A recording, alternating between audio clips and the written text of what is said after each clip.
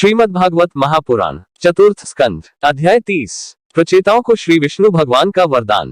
विदुर जी ने पूछा, ब्राह्मण, आपने राजा प्राचीन वर्ही के जिन पुत्रों का वर्णन किया था, उन्होंने रुद्रगीत के द्वारा श्रीहरि की स्तुति करके क्या सिद्धि प्राप्त की?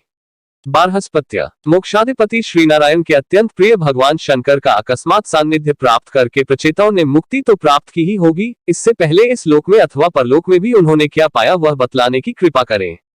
श्री मैत्रेय जी ने कहा, विदुर जी, पिता के आज्ञाकारी प्रचेताओं ने समुद्र के अंदर खड़े रहकर रुद्रगीत के जपरूपी यज्ञ और तपस्या के द्वारा समस्त शरीरों के उत्पादक भगवान श्रीहरि को प्रसन्न कर लिया। तपस्या करते करते 10,000 वर्ष बीत जाने पर पुराण पुरुष श्री नारायण अपनी मनोहर कांति द्वारा उनके तपस्याजनित क्लेश को शांत करते हुए सौम्य विग्रह से उनके सामने प्रकट हुए। गरुड़ जी के कंधे पर बैठे हुए श्री भगवान ऐसे जान पड़ते थे मानो सुमेरु के शिखर पर कोई श्याम घटा छाए हो। उनके श्रीअंग में मनोहर पीतांबर और कंठ में कौस्तुभ मणि सुशोभित थी। अपनी दिव्य प्रभा से वे सब दिशाओं का अंधकार दूर कर रहे थे। चमकीले सुवर्ण आभूषणों से युक्त उनके कमनीय कपोल और मनोहर मुखमंडल की अपूर्व शोभा हो रही थी। उनके मस्तक पर झिलमिलाता हुआ मुकुट शोभायमान था। प्रभु की 8 भुजाओं में 8 आयुध थे। देवता, मुनि और पार्षदगण सेवा में उपस्थित थे तथा गरुड़ जी किन्नरों की भांति साम्य पंखों की ध्वनि से कीर्तिगान कर रहे थे। उनकी 8 लंबी लंबी स्थूल भुजाओं के बीच में लक्ष्मी जी से स्पर्धा करने वाली वनमाला विराजमान थी। आदि पुरुष श्रीनारायण ने इस प्रकार पधारकर अपने शरणागत प्रचेताओं की ओर दयादृष्टि से निहारते हुए मेघ के समान गंभीर वाणी में कहा।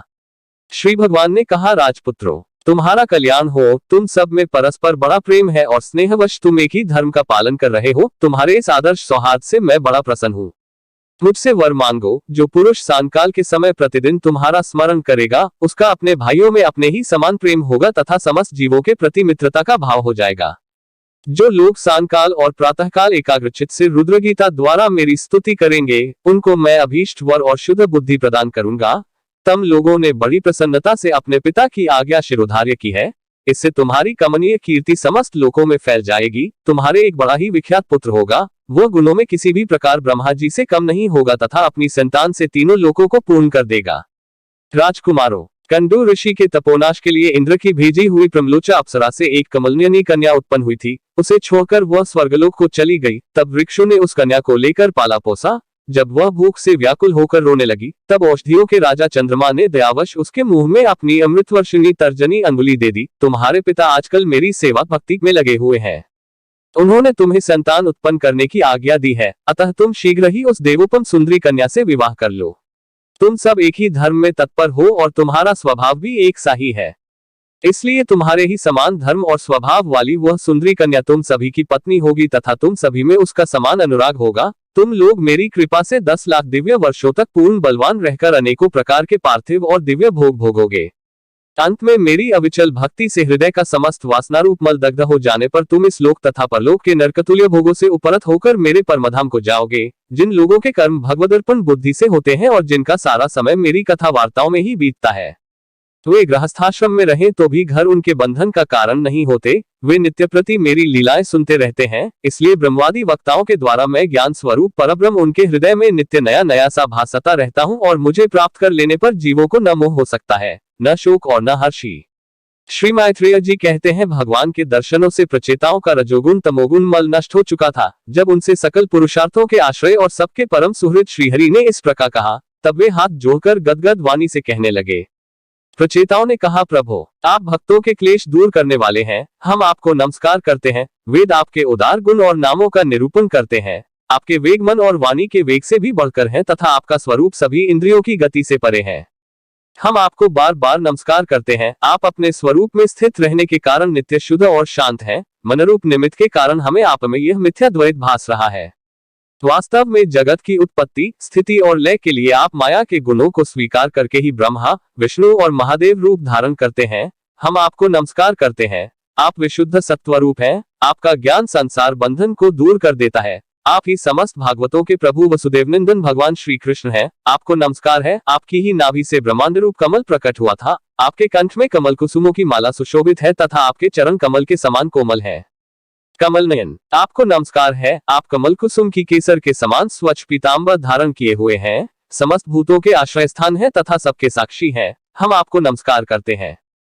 आपका यह स्वरूप संपूर्ण क्लेशों की निवृत्ति करने वाला है। हम अविद्या, अस्मिता, राग, द्वेषादि क्लेशों से पीड़ितों के सामने आपने इसे प्रकट किया है। इससे बढ़कर हम पर और क्या कृपा होगी, अमंगलहारी प्रभो। दीनों पर कृपा करने वाले समर्थ पुरुषों को इतनी ही कृपा करनी चाहिए कि समय समय पर उन दीनजनों को ये हमारे हैं इस प्रकार स्मरण कर लिया करें। इसी से उनके आश्रितों का चित्त शांत हो जाता है। आप तो क्षुद्र से क्षुद्र प्राणियों के भी अंतःकरणों में अंतर्यामी रूप से विराजमान रहते हैं। फिर आपके उपासक हम लोग जो जो कामनाएं करते हैं, हमारी उन कामनाओं को आप क्यों न जान लेंगे। जगदीश्वर, आप मोक्ष का मार्ग दिखाने वाले और स्वयं पुरुषार्थ स्वरूप हैं। आप हम पर प्रसन्न हैं, इससे बढ़कर हमें और क्या चाहिए। बस हमारा अभीष्ट वर तो आपकी प्रसन्नता ही है। तथापि नाथ, हम एक वर आपसे अवश्य मांगते हैं प्रभो। आप प्रकृति आदि से परे हैं और आपकी विभूतियों का भी कोई अंत नहीं है, इसलिए आप अनंत कहे जाते हैं। यदि ब्रह्म को अनायास ही कल्पवृक्ष मिल जाए तो क्या वह किसी दूसरे वृक्ष का सेवन करेगा। तब आपकी चरण शरण में आकर अब हम क्या क्या मांगे। हम आपसे केवल यही मांगते हैं कि जब तक आपकी माया से मोहित होकर हम अपने कर्मानुसार संसार में भ्रमते रहें, तब तक जन्म जन्म में हमें आपके प्रेमी भक्तों का संग प्राप्त होता रहे। हम तो भगवत भक्तों के क्षण भर के संग के सामने स्वर्ग और मोक्ष को भी कुछ नहीं समझते। फिर मानवी भोगों की तो बात ही क्या है। भगवत भक्तों के समाज में सदा सर्वदा भगवान की मधुर मधुर कथाएं होती रहती हैं, जिनके श्रवण मात्र से किसी प्रकार का वैर विरोध या उद्वेग नहीं रहता।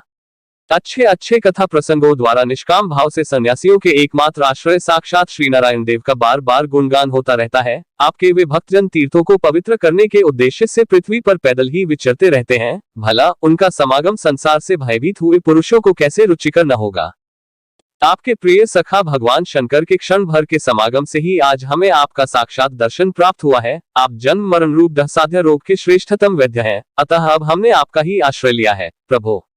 हमने समाहित चित्त से जो कुछ अध्ययन किया है, निरंतर सेवा शुश्रूषा करके गुरु, ब्राह्मण और वृद्धजनों को प्रसन्न किया है तथा दोष बुद्धि त्याग कर श्रेष्ठ पुरुष, सुहृदगण, बंधुवर्ग एवं समस्त प्राणियों की वंदना की है और अन्नादि को त्याग कर दीर्घकाल तक जल में खड़े रहकर तपस्या की है। वह सब आप सर्वव्यापक पुरुषोत्तम के संतोष का कारण हो, यही वर मांगते हैं स्वामिन। आपकी महिमा का पार न पाकर भी स्वयंभू मनु, स्वयं ब्रह्मा जी, भगवान शंकर तथा तप और ज्ञान से शुद्धचित हुए अन्य पुरुष निरंतर आपकी स्तुति करते रहते हैं। अतः हम भी अपनी बुद्धि के अनुसार आपका यशोगान करते हैं। आप सर्वत्र समान शुद्ध स्वरूप और परम पुरुष हैं। आप सत्वमूर्ति भगवान वासुदेव को हम नमस्कार करते हैं।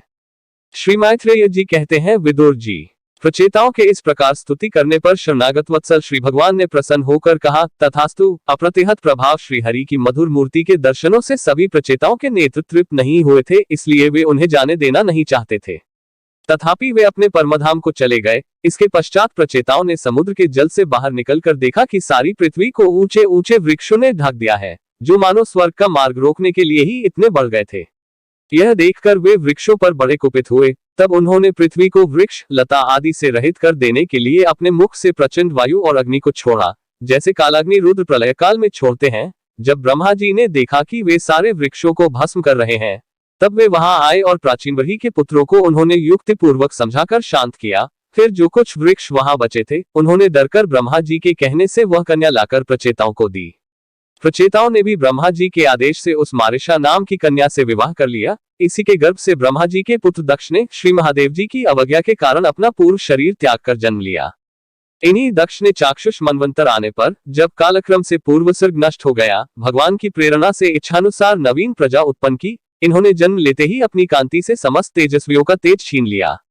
ये कर्म करने में बड़े दक्ष कुशल थे, इसी से इनका नाम दक्ष हुआ। इन्हें ब्रह्मा जी ने प्रजापतियों के नायक के पद पर अभिषेक कर सृष्टि की रक्षा के लिए नियुक्त किया और इन्होंने मरीचि आदि दूसरे प्रजापतियों को अपने अपने कार्य में नियुक्त किया।